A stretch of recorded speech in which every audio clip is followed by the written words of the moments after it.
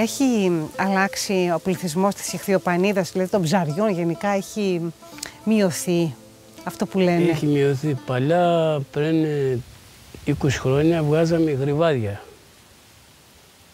Κυπρίνους μάλλον, είναι γρυβάδια εμείς τα λέμε, κανονικά Κυπρίνους τα λέμε. Έβγαζε 100-200 τόνοι Κυπρίνους το χρόνο. Εκεί ήρθε καιρός τώρα, ύστερα από 30 χρόνια, δεν βγάζουμε ούτε 100 κιλά τώρα. Δεν βγάζετε? Δεν βγάζουμε γιατί έχει χαθεί. Έγιναν αναδασμοί εδώ πέρα, εδώ στα χωράφια, άρχισαν τα ποτίσματα και κατεβάσαν το νερό του στάθμη, πήγε στα 3-4 μέτρα κάτω από τη λίμνη, αναγκαστικά μπαίνει το αρμυρό νερό και δεν ζούσαν. Από ποια χωριά γίνεται αυτή η διαδικασία άντλησης? Γύρω τα χωριά, είναι 10-20 χωριά παραπάνω. 10-20 χωριά. Ναι, είναι. Οπότε είστε σε μια αγωνία εσείς καταμέτρησης του αριθμού των ψαριών κάθε χρόνο. Εμείς τα γρυβάδια τα ξέρουμε, γιατί εδώ γίνεται αναπαραγωγή. Έχουμε εδώ τα τσιμέντα απέναντι που βλέπεις εδώ. Κάνουμε αναπαραγωγή την άνοιξη. Πιάνουμε μάνες από μέσα από τη λίμνη, αρσενικά, θηλυκά δηλαδή, τα βάζουμε μέσα, γεννάνε εδώ, βγάζουμε γόνο μικρό, τα κρατάμε ένα μήνα, ύστερα τα ρίχνουμε μέσα στη λίμνη. Και αυτά σιγά σιγά, φυσιολογικά, τρώγοντας τροφή πλακτών από τη λίμνη, μεγαλώνουν. Και γίνονται άλλα καιρικές συνθήκες. Άμα δεν πάει καιρός βροχερή χρονιά, να κάνει πολλές βροχές, άμα κάνει βροχές πολλές, πληθύνονται τα γρυβάδια, γιατί είναι του γλυκού νερού το γρυβάδι. Είναι το γλυκό νερό, ναι. Ναι. Τυχαίνει χρονιά δεν βρέχει. Μια-δυο φορές βρέχει το καλοκαίρι και έτσι αναγκαστικά το ψάρι μπαίνει αρμυρό μέσα. Μια σταθερή συμπεριφορά στην αλία υπάρχει εδώ στο Πορτολάγο, στη Βιστονίδα? Έχετε δηλαδή προσπαθήσετε να κάνετε εκείνο το σταθμό κάτω στο Πορτολάγο, στο είδα? Δεν το πετύχατε, ναι.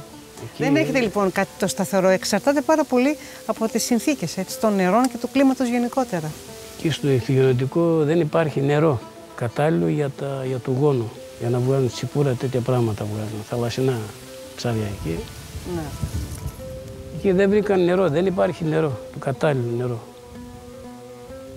Και δεν είχαν γίνει μελέτες πριν στηθεί όλη αυτή η διαδικασία? Δεν ξέρω τι κάνανε αρμόδιοι, κάνανε, δεν κάνανε. Χτυπήσαν 2-3 γεωτρήσεις, δεν κάνουν το νερό, είναι ακατάλληλο. Ακατάλληλο, μάλιστα. Τα πουλιά, τι σχέση έχουν μαζί σας?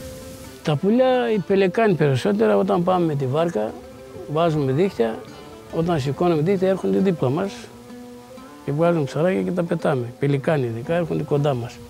Τα άλλα τα πουλιά δεν έρχονται. Οι κορμοράνοι? Οι κορμοράνοι φεύγουν, δεν σηκώνουν κοντά. Έρχονται 50-60 μέτρα και απειλούν όμως τα ψάρια, δηλαδή υπάρχει ένα θέμα με τους κορμοράνους ή όχι? Οι κορμοράνοι τρώνε το μικρό του ψαράκι.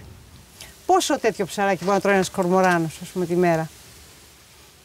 Όπως λένε, 1 κιλό ψάρι. 1 κιλό ψάρι. Τρώει κάθε μέρα, γιατί αναγκαστικά ψάρι θα φάνε. Αυτά τα πουλιά τι άλλο να φάνε, γιατί και αυτά με ψάρια τρέχονται. Ναι.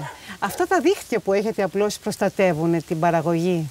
Και να προστατεύουν, ναι. Δεν μπορούν να μπουν μέσα αυτό. Περνάνε από πάνω, να βλέπουν το δίχτυ και φεύγουν.